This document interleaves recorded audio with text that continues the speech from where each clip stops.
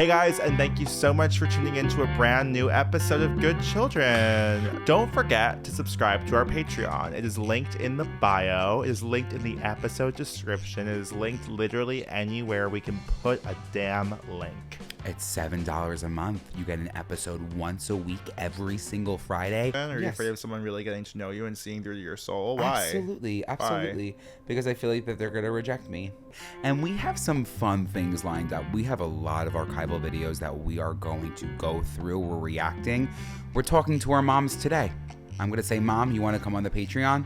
What are your thoughts? If she says no, I'm not going to tell you guys. If she says yes, she'll be here. I almost want it to be a world where every Patreon episode is just our moms. I kind of agree. What if we put them to work?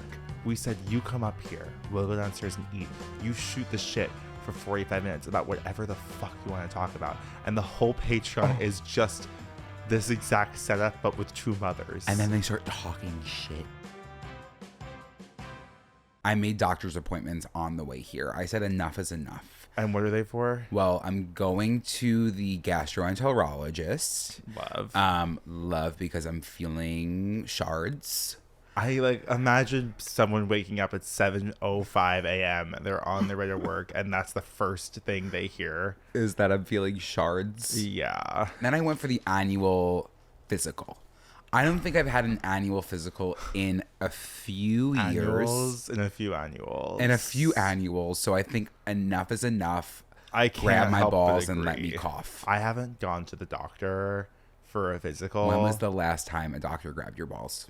I don't think a doctor has grabbed my balls since I would say 8th grade. So how do you know? How do you know you don't have testicular What cancer? is the worst that happens? They chop off my balls. Okay. But you love coming.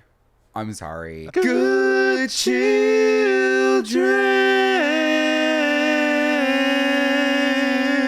This episode is going to cover some dark themes. Very dark. And it goes there at points. And we want you, even if you're uncomfortable, lean in. Because I will tell you, it ends on a happy note. Very happy. If the subject matter of death upsets you, I still think you might enjoy it by the end of the episode. Because you know what? And if we can do anything, trauma, dark topics, whatever, we want to make you giggle through it. A giggle, a gaggle, and occasionally death. Hey guys, and welcome back to Good Children, the podcast where hosts Joe Hegyes and Andrew Muscarella reflect on our 22 years of friendship, growing up in the late 2000s, early 2010s, and all of the nostalgia, trauma, and death that comes along with it. What are we talking about today? Today we're talking about a topic that most don't feel brave enough to even discuss. Mm-hmm. Most want to avoid. People are afraid. People are afraid But not to us. deep dive into death. I know what you're thinking. If you're listening at home, you're like, I really hope they're not slipping back into their depression of the previous winter. And we're not. And we're not. We're just here to have fun. When we thought about death as a topic, I do believe that I thought about I will it say with, it was Andrew's me. idea. Which I thought about it with a smile on my face. So if that is an indicator of how this episode is going to go, it's going to be playful. It's going to be silly. It's going to be silly, but it might make some people uncomfortable. And that's what art is about. We're daring to make a difference. We're daring to plight into, the underworld, Hades, Joe. hell. What do you believe happens after we die?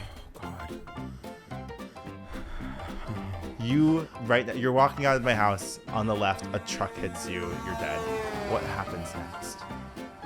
I really, in my mind, I really hope it's a beautiful second life. So what does that mean? Like a heaven? I think, I don't know if it's necessarily a heaven. I did grow up with the foundational principles that there was a heaven. Right. And I'm not disbanding that by any means. Right. But I would love a world where I can do anything and everything that I wanted. I think that I'm kind of Is that not here right now? Isn't that the point of life? Shouldn't we be doing everything and anything That we we want? You're kind of right. So why am I holding myself back? Because I can get hit by a truck on the left side. Right after this. Well, I'll tell you one thing. I think I am going to be lingering around this earth. If if I die and I'm not a ghost, what was the point of being alive? Do you think what was the point? Do you almost think it's like a club? Like there's only a few dead people that get to be ghosts that linger around the earth. It's like the elite. The unfinished business. It's anyone who has unfinished business. Ooh, that's a fun concept for like a TV show or something. If it's like you think that you're gonna, like, everyone who dies is like, oh, the afterlife will be so, oh, is this the good place? Is it the good place? Every couple of months, I come up with a new show idea, and then I say, is it the good place? And 9 times out of 10, it's the good place. Well, because I'll tell you one thing about the good place. The good place does talk about death. It talks about the afterlife. So anything that comes up in the general idea of afterlife, you're always like, that's just the good place. That's my biggest fear. I have to be put to work when you're dead. Yeah. Because why wouldn't I? Because don't you think if you describe to an unborn soul, like to a new child, you're about to enter this beautiful place where you can do whatever you want, and it's amazing, and you're gonna meet so many people, and you know, like, you can listen to music and you can eat fruit, and there's this beautiful sun, and like everything is symbiotic, like the ocean matches the clouds, and like every single thing on this planet is interconnected in a beautiful way, but you have to pay taxes. That's kind of what I would, you know what I mean? Wow. Like, that's what this fucking world is. Way to put a damper on it, God. Exactly. I honestly do think that what's going to happen is lights out. I don't think we even have to worry about it. You think lights out, no one's home? Yeah. Forever? I don't think there is such thing as, I don't think this topic. I think it's, I'm saying it in a very positive way. I think that, you know, like, I think living is for the alive, life is for the living. And it's really not up to me to even decide what happens next. No one knows. So, like, instead of living in fear of death, just live in life. Live in life. Live in life. What was the first introduction to death through pop culture, media, trends, music, anything that you can think of from your childhood? Charlotte's Web. Charlotte drops dead? Charlotte doesn't drop dead. She's murdered? Oh my God. So I guess she does drop dead, but it was almost like slow and peaceful. Oh, like she was preparing her. And then she gives birth to 200 babies. Yes. Because when you work your way up, especially as a kid, like, I know a lot of kids are scared of spiders. Adults are scared of spiders. Rats, the same thing with Ratatouille, right? Like, do you think rats are living in fear of death? I think that rats are living in fear. In a perpetual state of fear. Are we not? I think that humans and rats have a lot in common with each other. Like, go figure why they like test on rats. You know what I mean? Like, I guess, yeah. They're like, I wonder if they're gonna love this shade of MAC Cosmetics. And they're like, wait, looks kind of stunning. I really did believe for a long time that animal testing meant that. Not that not that the animal was giving their input, but like if it was a blush, that they were like putting the blush on the animal to see how their skin reacted. Stop. And it's not that. It's so much worse. Not that. It's not. But back to spiders. Back to Charlotte.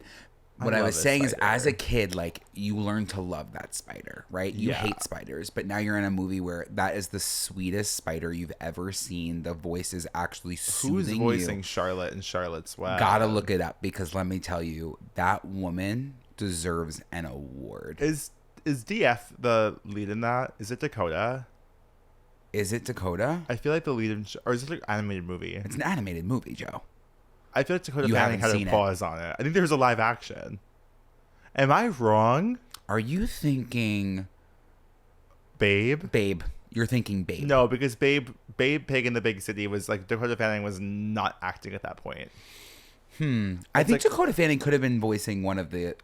She was involved. Maybe she was the small spider. This is how when you give two dumb people a podcast and they talk about Charlotte's Web. We're just say Dakota Fanning back and forth. The entire movie of Give me a second. Charlotte's Web, 2006. Tell me who Charlotte was. You're gonna die. I was gonna say I feel like Oprah was in it. Oprah isn't it. Oprah is in Charlotte's Web. Who is Charlotte? First of all, yeah, bitch, Dakota Fanning, live action, playing herself.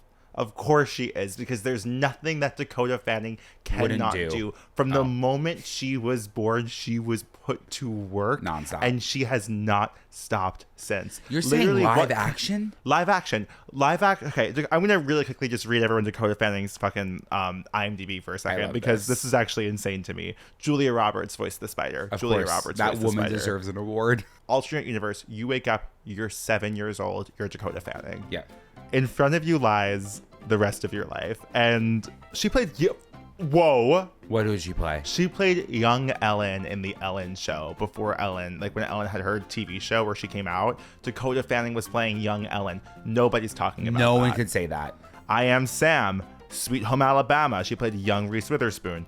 Hansel and Gretel, 2002. Uptown Girls, obviously. From Uptown Girls to The Cat in the Hat, 2 films that have made a lasting impression on pop culture. Yes. And we haven't even gotten to War of the Worlds yet, which ruined my life as a kid. Speaking of death. Speaking of death. The thing about you and death... Wait, first of all, Charlotte's Web.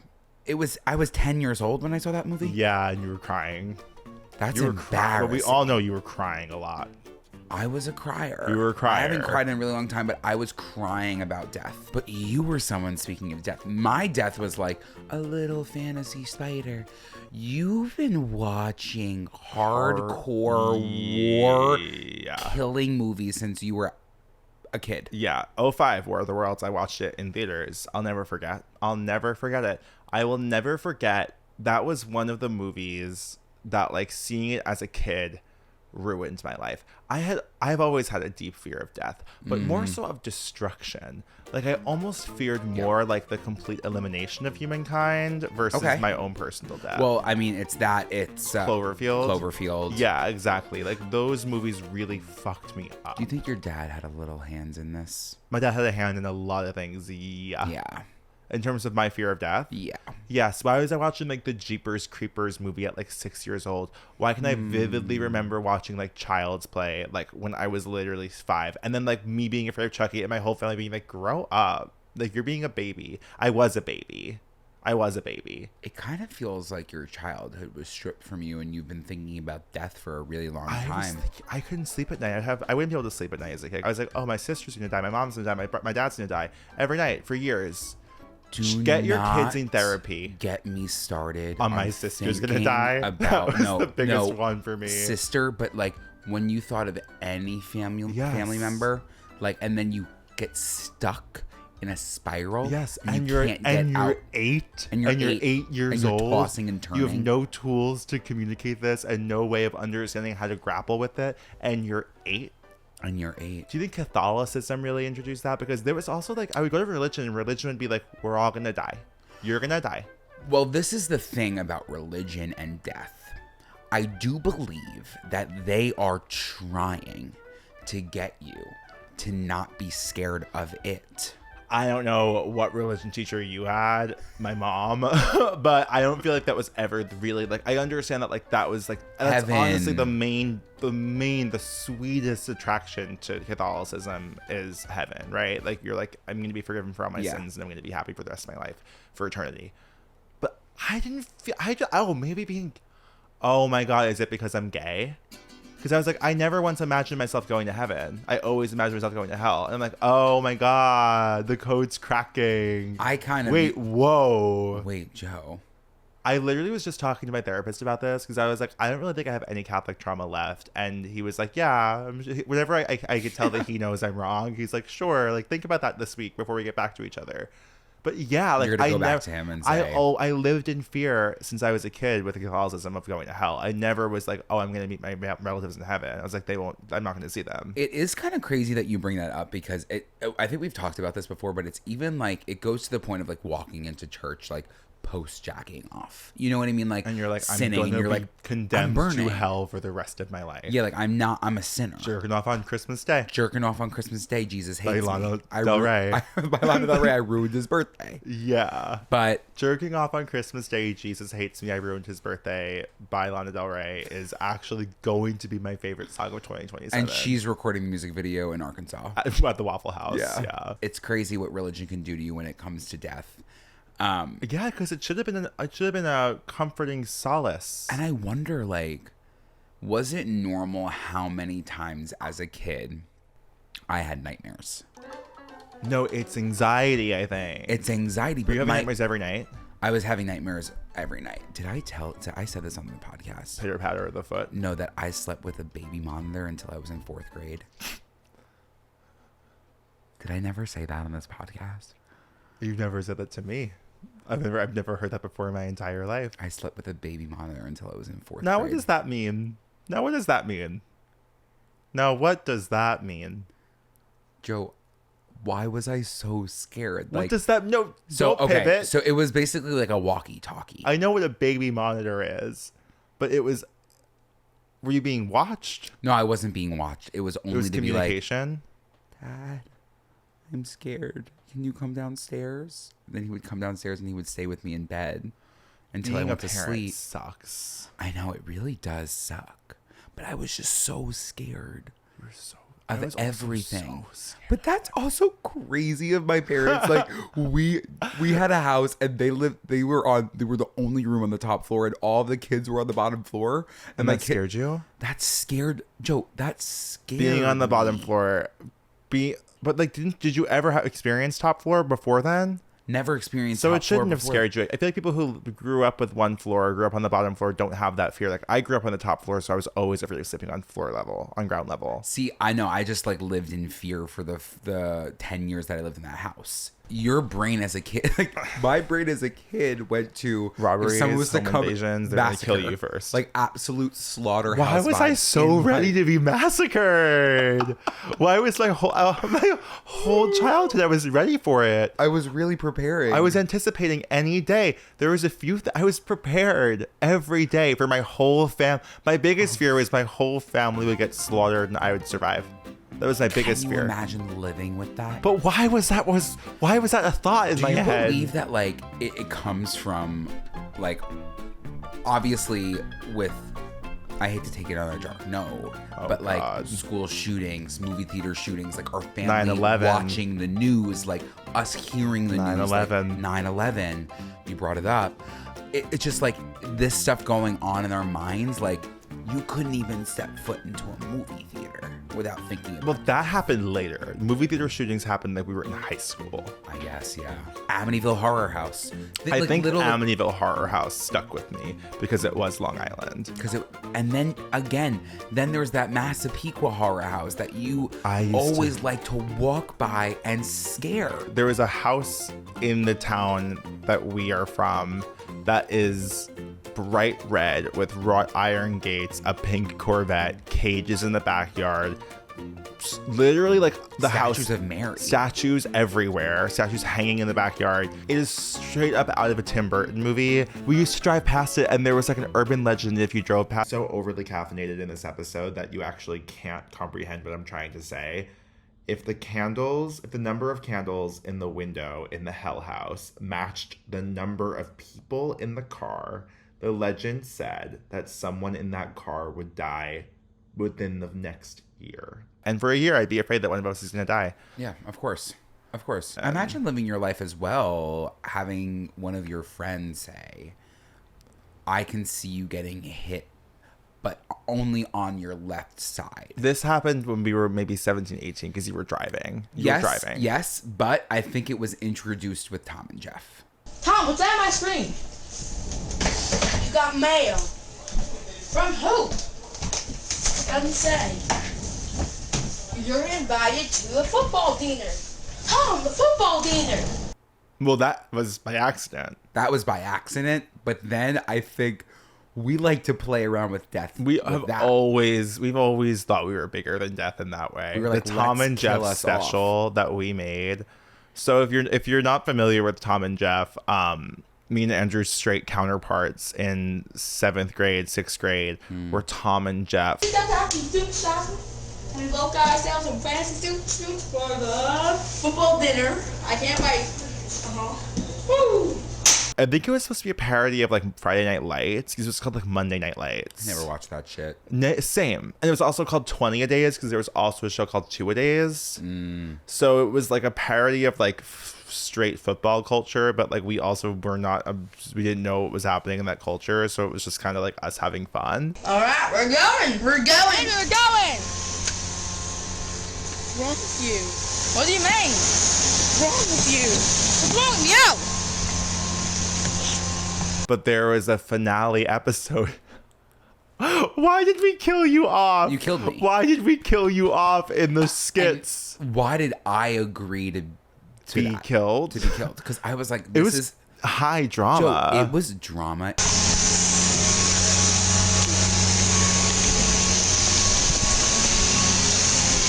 You're upset because you'll never have a life like anyone else. Tom!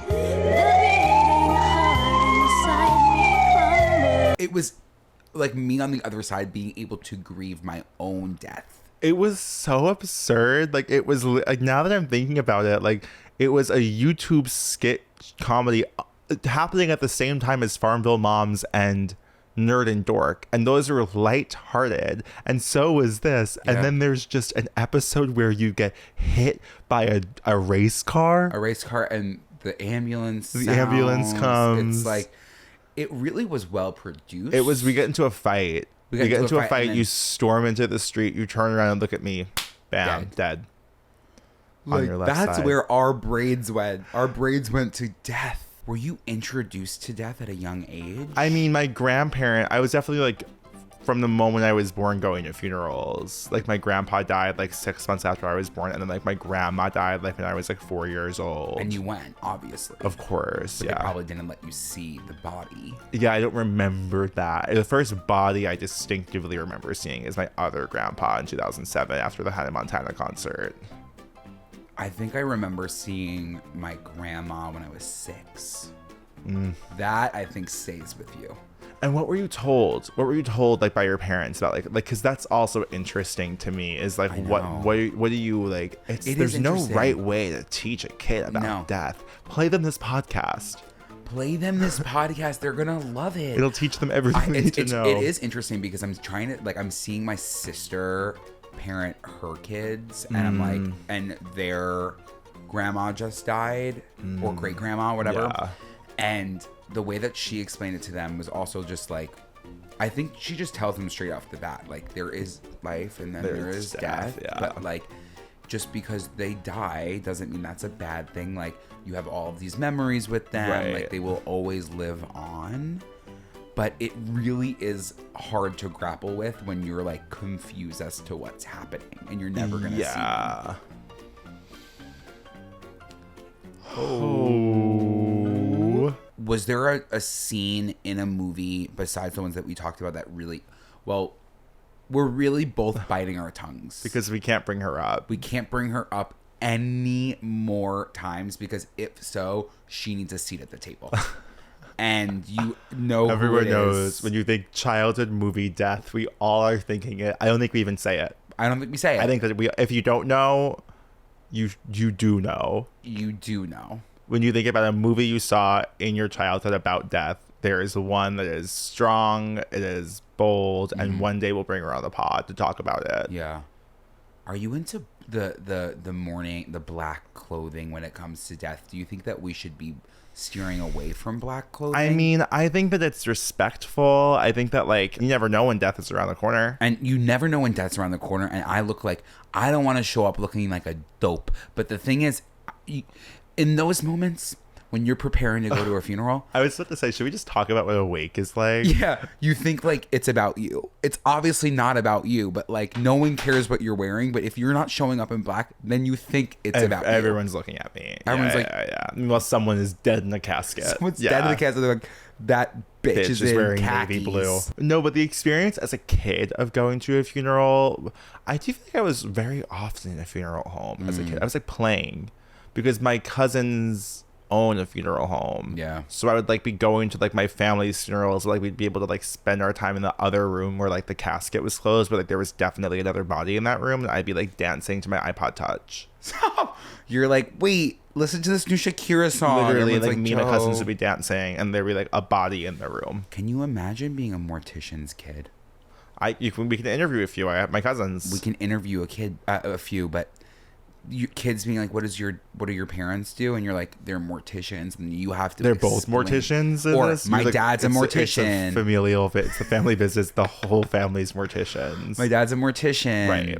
Like that's It is tough. It is tough. But if anyone can process death, I'm sure it's a mortician. Oh yeah, or they can't process it at because all. they are beating. Wait, we those have a faces. mortician who listens. Never forget that we have a listener who's Yes. a mortician who listens to the podcast At while the they morgue. embalm bodies. Yes. I hope that you're still listening, and I hope that you're listening to this episode, and I hope it gives you some joy. You're feeling representation from the Yeah. death episode. I just remember going to a funeral and being like, now I got to sit here for 2 hours. Do you know what I mean? As a kid. Yeah. I was Well, like, here I everyone else go. around you is crying, and there's always a smell of flowers. And God forbid you have an allergy to And a I flower. hate the smell of like a white lily is ruined because of like a funeral home. Like you're like death immediately. Death on the Nile. Death. Yeah. But selfishly, sometimes when you're at a wake, you know there's going to be a good meal afterwards if you're close to that person that is unfortunately passed. You know there's going to be either a catered event or some sort of Italian meal to come. Yeah, I guess that makes it better. Tell you one thing though, Oh Jesus. I did wish sometimes when I was growing up That I you were was Jewish. Jewish.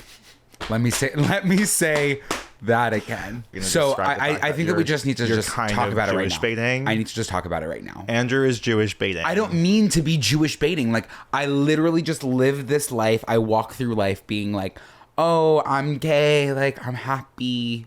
Well, maybe one of those two things. I'm I haven't lying. heard you say one of those things. One of in the a two long I'm time. lying about. But I'm walking through life.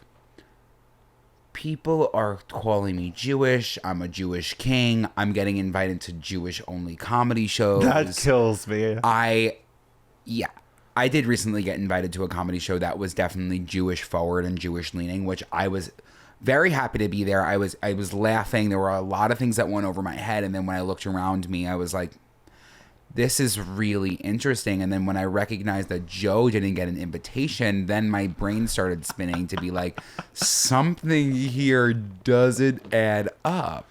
But I want to let you know, I am not Jewish. There are moments that I wish I was, but I used from to beg. here on out, I want this to last forever. Andrew Muscarella is not Jewish. My last name is Muscarella. I am Italian Catholic, born and raised.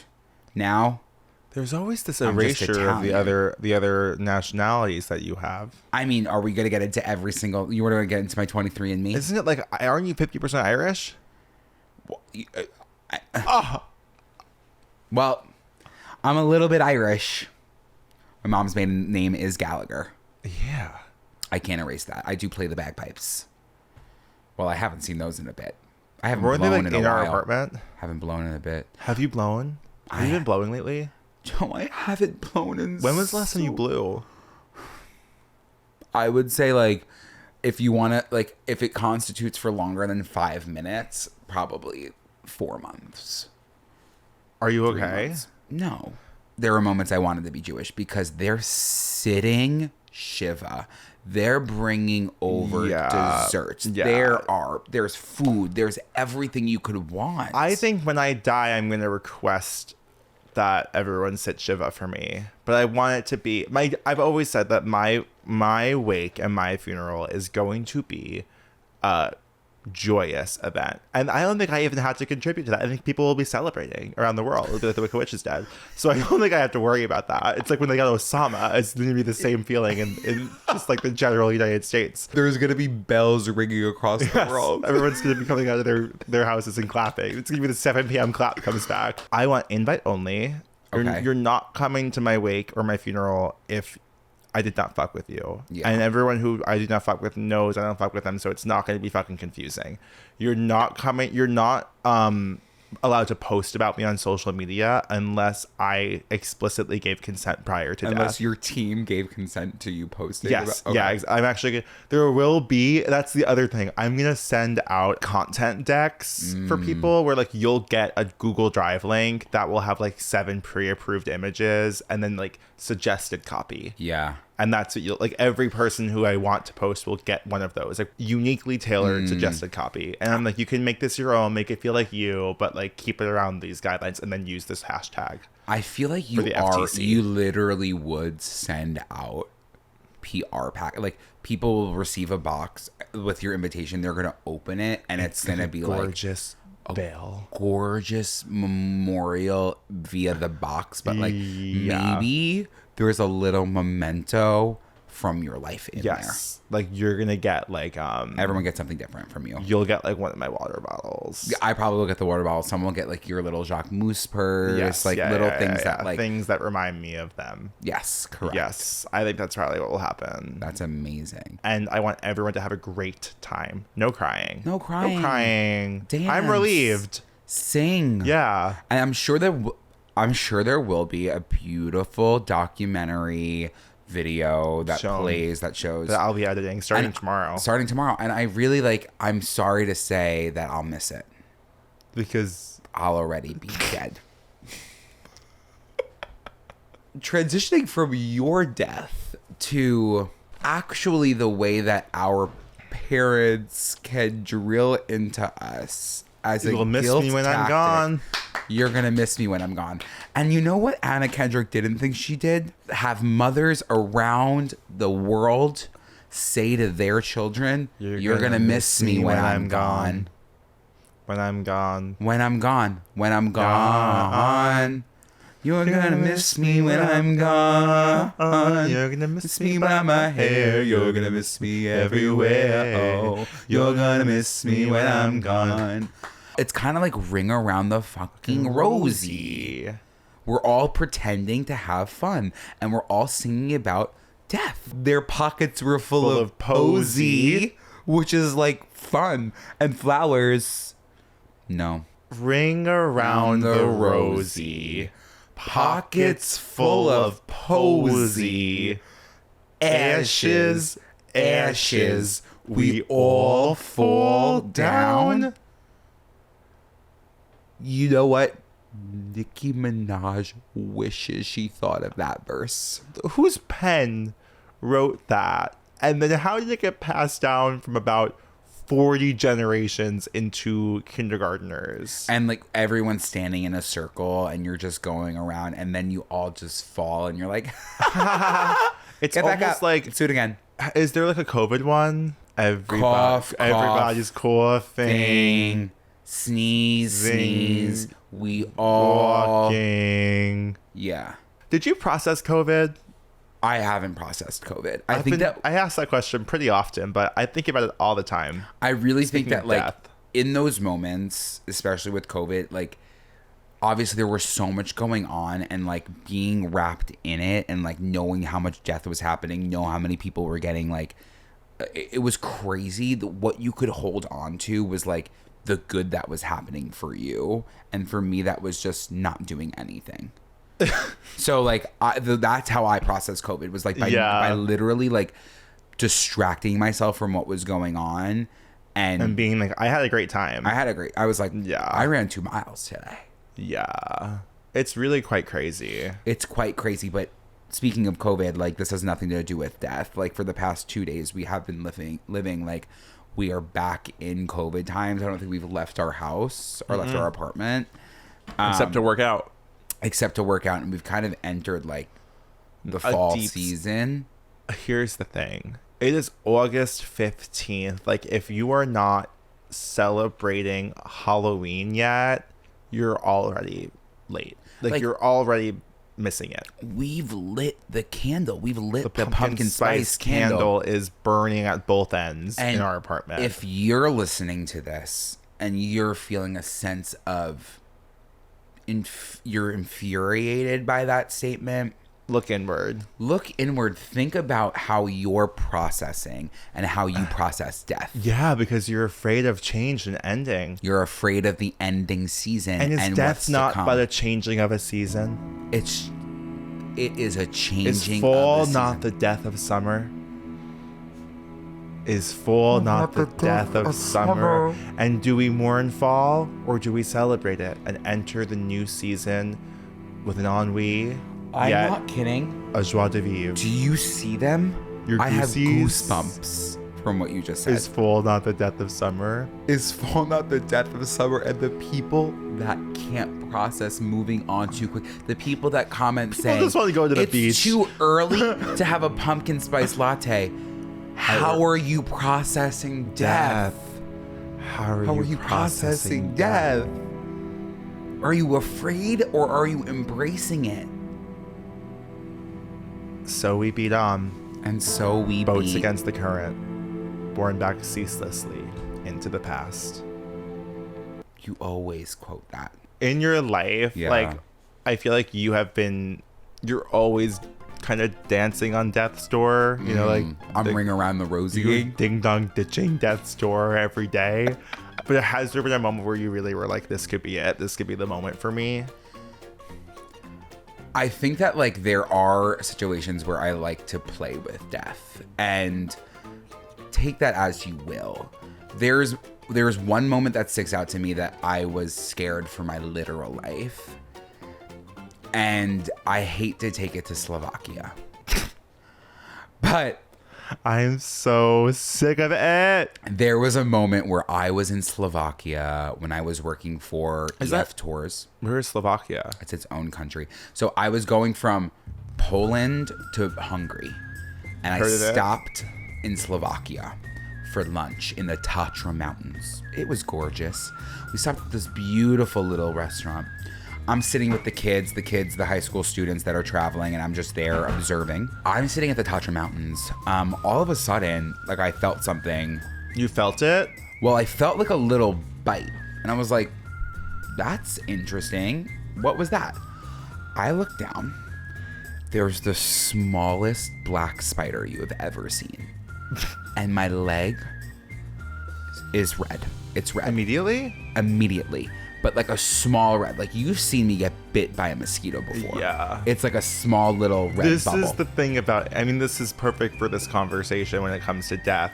Andrew is allergic to just about everything. Everything. When a normal mosquito bites Andrew, the way that he gets inflamed just gives the vibe that he should no longer be with us. Yes. And nevertheless, you persist. You are the strongest person I've ever met. Can you imagine? I should say, I never want to step outside again in And the yet summer. you say, I'm going to do everything. I'm going to lay in the grass, I say. I'm allergic to grass.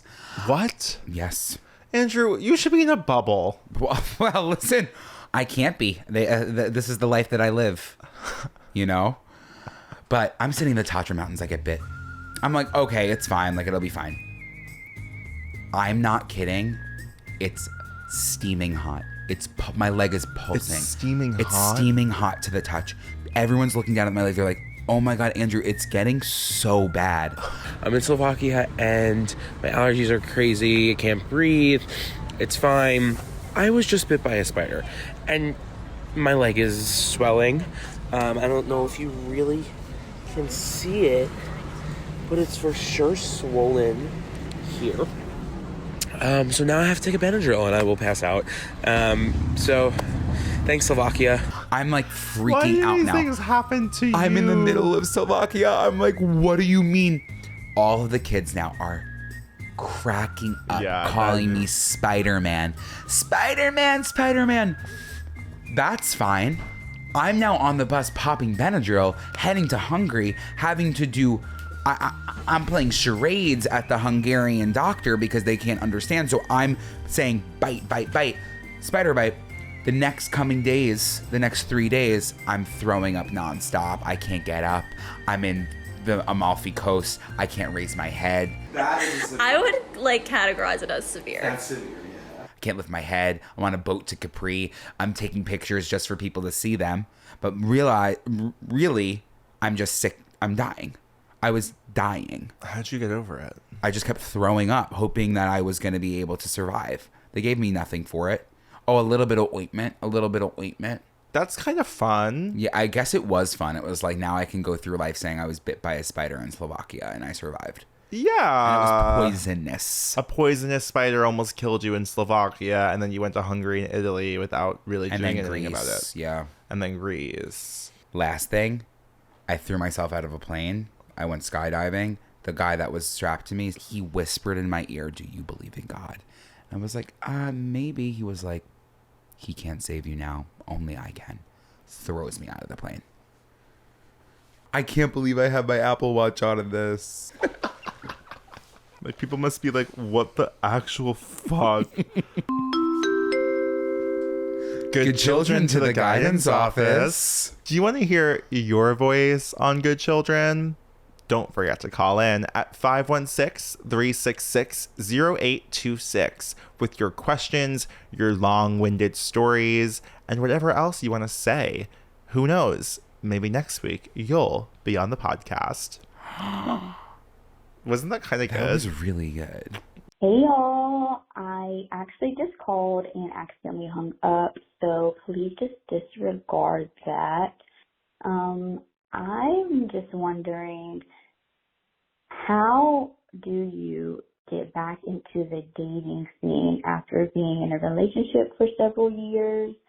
I just got out of a long-term relationship and I am nervous. I don't know how to talk to anybody and I feel embarrassed.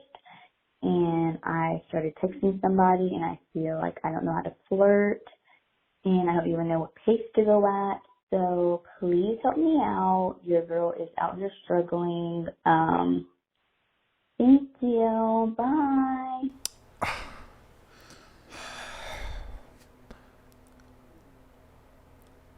That is really, it is difficult. Oh, yeah. And You're asking the two wrong people. But let's give her advice. Yeah. Let's give her advice. Of course. I haven't been in a relationship, but if I was to be in a relationship that lasted several years and I had to get back into the dating scene, like, you just need one.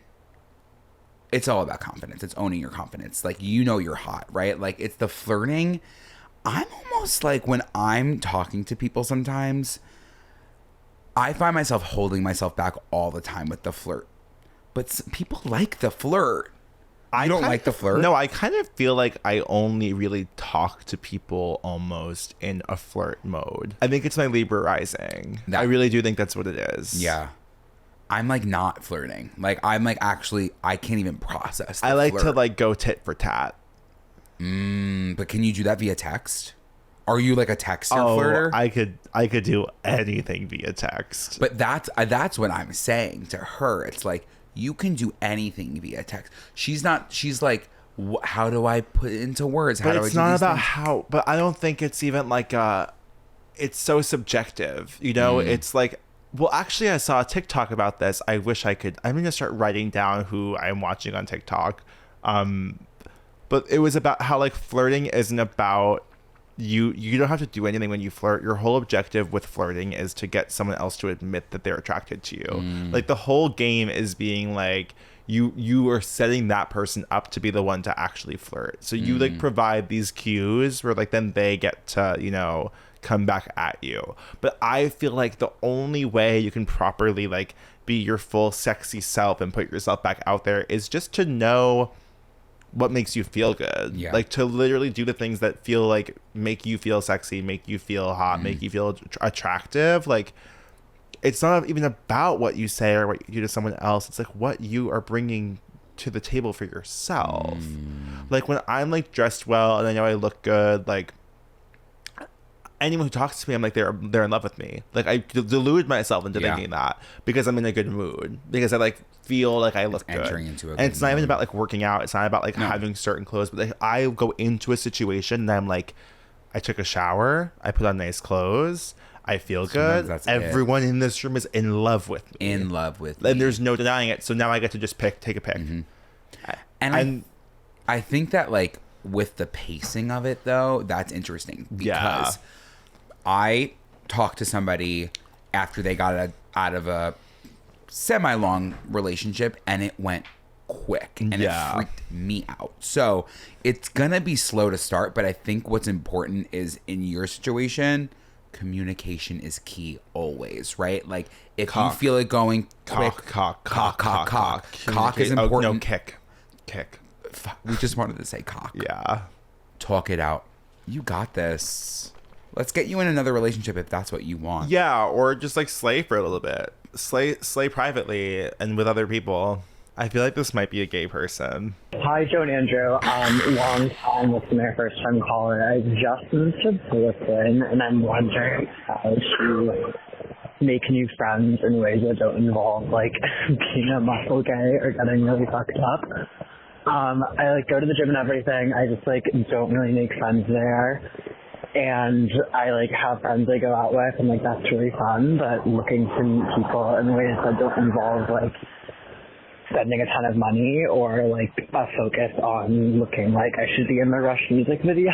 So any suggestions on like how to make adult friends? I literally feel like I'm in college and like trying to find a club to like go to. I don't know. Thanks. Bye. I always mute what we say during these, so if you're that caller and you hear me making the most confused face of my entire life, it's because I really do believe you sound exactly like one of our friends to a T. To the point where I'm like, that should be your friend. Like, you guys should meet up. I mean, hello, welcome to the fucking club. Welcome to the club. You are talking to two gays that are who still just want to make find friends. Like, it's crazy. You mentioning that you haven't found friends at the gym yet, I don't even think that has ever crossed my mind. Of making no, well, listen, the gym that I go to, the gym that now I Joe forced me to sign up for a gym. Reverse psychologized Andrew to go to the gym with me. I feel like there's a world where I can make friends there. It doesn't seem like the most intuitively easy. This is what we're lacking. Like, there are so many gays in Brooklyn who want to make friends. Everyone feels like we have to like follow this pipeline to make friends. And again, it's the Fire Island pipeline. It is like the Twink pipeline. And it's like, what other options are there? Because it is actually, and I'm not even shading that pipeline. It's clearly an amazing way to find community. Yeah. It's an amazing way because look at those communities seem very tight knit from the outside. They also seem very inaccessible from the outside. It really is hard because it's like, again, the advice is always put yourself out there, keep doing things. But how? I mean, not the gym, and I'm not promoting session or any like studio type space. You're not wrong about that. It is like if you're looking to make friends at the gym and it's not happening for you, that's why people go to classes. That's why that's why I'm coaching in classes, is because I don't feel comfortable at the gym. I also want to be meeting people. And then even like for me as the coach, seeing other members talk to each other and then leave and like get drinks and do things, like it is strictly community. I have made friends through workout classes. You have, and like if it's not working out, like it's finding your community somehow. I'm kind of like, I'm thinking about how I know I want to. Well, I was trying to tee us up to be like, we should host something. I think that we should host something. But don't you think, and caller included and every other gay person or even an ally included, don't you think that if you heard that we were hosting like a sober event where you could just meet other people, like I don't think I would be pushed to go to something like that if I wasn't hosting it. This is giving like when I was in college and had to go to a roommate social because I had no friends to live with. Like, it is a mortifying experience showing up. But it would change my life. But it would change my life. And I think that we all need to get over the embarrassment of thinking that you don't have friends and showing up. If we were to host this, it's also good for like, at least where my brain goes to a lot of the times where I'm in gay spaces, and this is something that I'm working through, but like, are you hitting on me, or can we be friends? So we have to host an event where it's like, you are friends. It's a no fuck zone. It's a no fuck zone. Like, we're good children's everyone. Good children's cock block, no fuck zone get together. But like, if it was to lead to that, sure. Go ahead, but not, like, not in our space. The intention is to talk, have fun, find your people, and then like, maybe you leave with one friend, maybe you leave with a gaggle. Like, that's great. Something that has been interesting to me, and this is because my boyfriend is in nightlife, but like going to the same club every couple of like weeks and like seeing the same people there and being able to walk into a space and knowing that I will like know the bartender, know some workers, know at least 4 guests, like know drag queens. Like it is a different feeling where I'm like, or have I translated any of those relationships into actual friendships? No, but